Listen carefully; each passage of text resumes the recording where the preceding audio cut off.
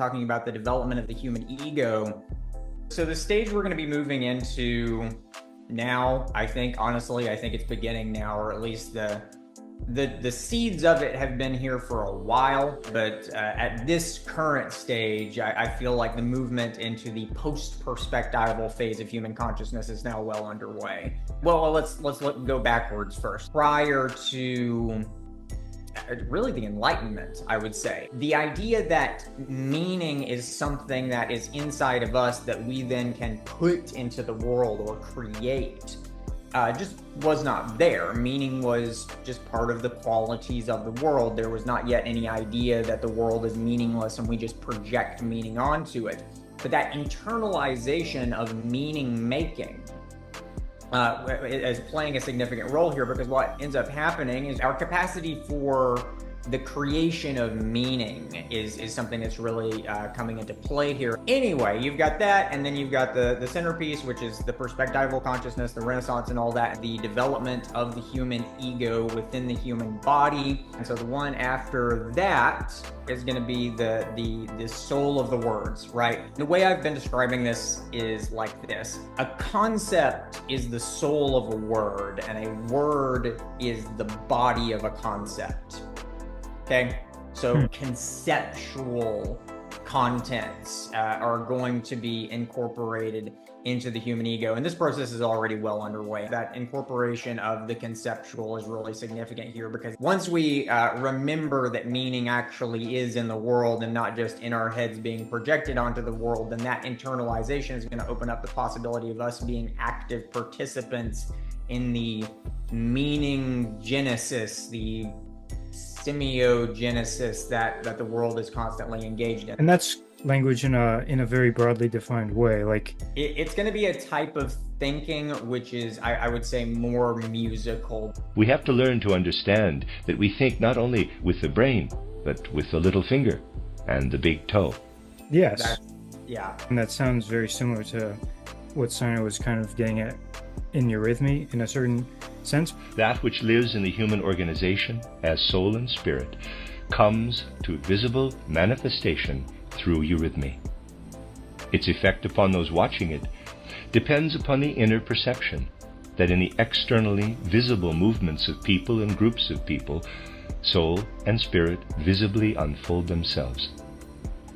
One has, as it were, the human soul being before one's eyes. He really thought a lot about eurythmy, and it was a big deal to him. At one point he called it the fruit of the spiritual impulse working in the anthroposophical movement.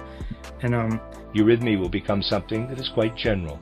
See what I'm getting at there, when insofar as like not just like what we think in terms of like words, you know, but it's also like these kind of the formal aspects of things as you described, and like seeing through things too. Yes, this internalization of the conceptual, I think, is definitely directly correlated with this idea of eurythmia, because among other things, what I've been arguing is that musical perception is noetic perception. It is conceptual perception. Yeah. Okay.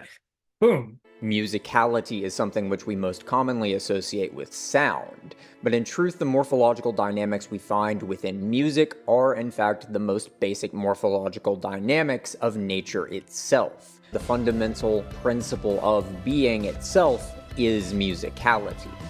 The sounds are merely a vehicle intended to facilitate the experience of the musical or phenomenon. If you've been following my channel for a bit, then you can probably see what I'm getting at here. The perception of musical form is, in fact, the very noetic insight which is being incorporated into the human ego through the emergence of the imaginal consciousness structure. We can actually experience the underlying principles themselves through the very same pattern recognition through which our minds are able to recognize musical forms. Through careful attention to the phenomena seen within our physical experiences, the underlying orphenomen comes to light before the eye of the mind, the formative reality which lies within the manifest. We are beginning to uplift our capacities for noetic insight from out of the depths of our unconscious and into the light of our active, conscious agency. In doing so, we come to see that We got eurythmia and the internalization of the conceptual into the human ego agency complex thing. And then we can bring that over back to the kind of astrological world and the role Wonderful. of the sun in particular, I think is very significant. Some would also connect Venus with Lucifer, and which is interesting in my thinking insofar as I think of this, I guess, noetic linguistic upgrade, I suppose, for lack of a better word, like as a technical thing, which is connected with Lucifer, like the white paisley in Griffin's cosmogram, that there is kind of a connection with Lucifer and the sun. And I have no beef against Griffin. I think he's a good person. I think I have a lot of confidence in his future impact on humanity, let's say, but and I'm in no position to judge because I don't really know, what's up in his own life. I kind of um, bothered Griffin with all my constant raving about this stuff. But I would love to see him kind of comment on this kind of stuff that we're talking about.